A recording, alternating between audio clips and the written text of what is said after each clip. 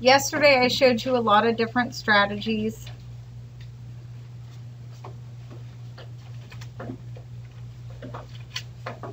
And we multiplied a decimal by a whole number only. We did repeated addition, we did distributed property, we drew pictures. This is just another way you can do it, okay? So you're going to multiply like you always have before, but we're going to look at something before we multiply, and that's these decimal place value spots. I'm looking at how many digits are on the right side of a decimal in my problem. On this one I have how many? 2. So I'm going to multiply this like normal, and out to the side I'm going to do a little 2, and this is my bunny. At the very end I'm going to bunny hop 2 spots over with my decimal, and that's how I'm going to place my decimal. It is not like adding and subtracting where it falls straight down. All the rules change when we multiply, okay? So I'm going to multiply 4 times 4, which is 16. 4 times 1 plus 1 is 5. And 4 times 1 is 4 plus 1 is 5. And then at the very end, my bunny hops 2 times, and I place my decimal. The whole bring down the decimal rule changes on this lesson. Now you notice when we multiply a whole number by a decimal, I'm going to end up with something greater than that 1400ths. This is going to change when we multiply a decimal by a decimal that is less than 1. 5/10 is equal to what fraction? 1/2. So I'm looking at this and I know 5/10 is equal to 1/2. If I have half a candy bar and I want to split my half with you, how much would you get? 1/4. Thank you. Half of a half is a fourth. Decimals and fractions are the same thing. They're just written a little differently. So this 1/4 piece here is equal to 25/100.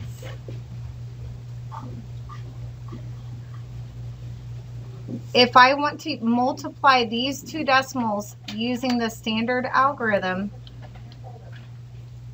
I'm going to count my decimal place value spots. I have 2 numbers on the right side of the decimal, so how many times is my bunny going to hop at the end? 2. I'm going to multiply it like normal. 5 times 5 is 25. I don't need to multiply this 0 times 5 and 0 times 0.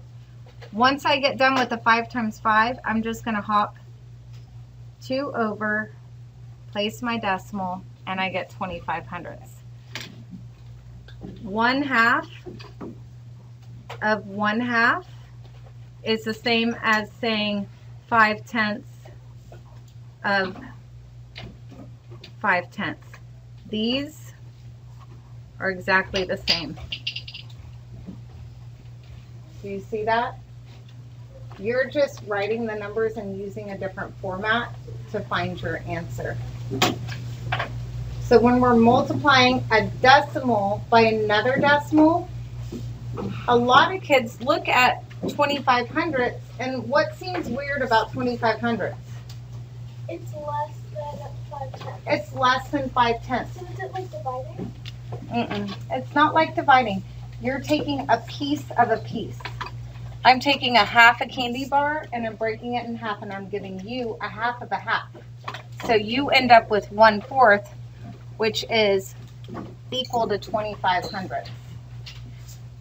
Your answer is going to be less than what you started with if you're multiplying it by a decimal that's less than 1. If I multiply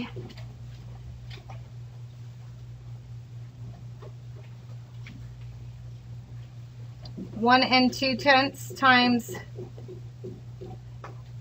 1 and 4/10, I'm going to get a product that looks a little different, but I do the same rules. How many bunny hops am I going to make on this?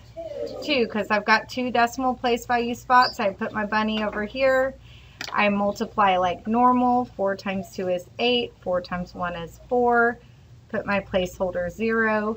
1 times 2 is 2. 1 times 1 is 1.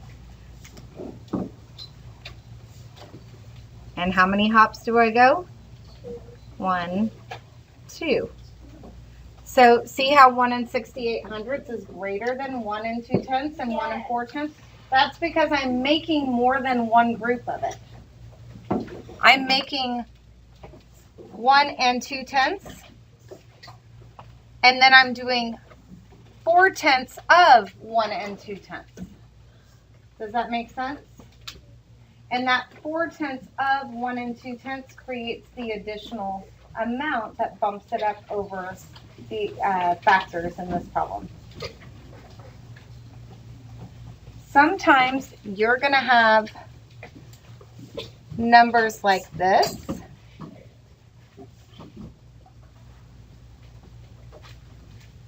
How many decimal place value spots on that problem? 3. Because I've got 1, 2, 3. I'm counting how many digits come after a decimal. So my bunny's going to hop how many times? 3, but not till the end. 7 times 8 is 56. 7 times 0 is 0 plus 5 is 5. 7 times 1 is 7. I don't need to worry about this 0, and I hop, hop, hop, and get 756 thousandths.